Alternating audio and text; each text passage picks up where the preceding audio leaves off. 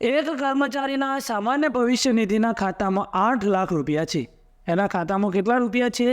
તો 8 લાખ રૂપિયા છે. અને કર્મચારીનો પગાર 80,000 છે.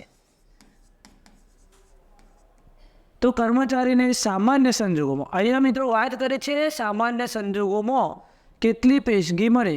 તો કુલ પગાર હોય એના 3 પગાર જેટલી પેશગી મળે, અથવા ગ્રોસ ટોટલના 50%. આ બેમાંથી ગ્રોસ ટોટલ એને જે રકમ જમા છે એના 50%.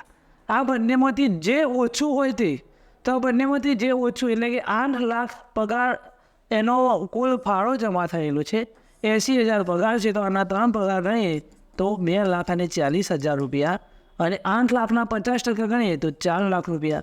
હવે આ બંનેમાંથી ઓછું શું છે? તો 2,40,000. તો એને મળશે 2,40,000.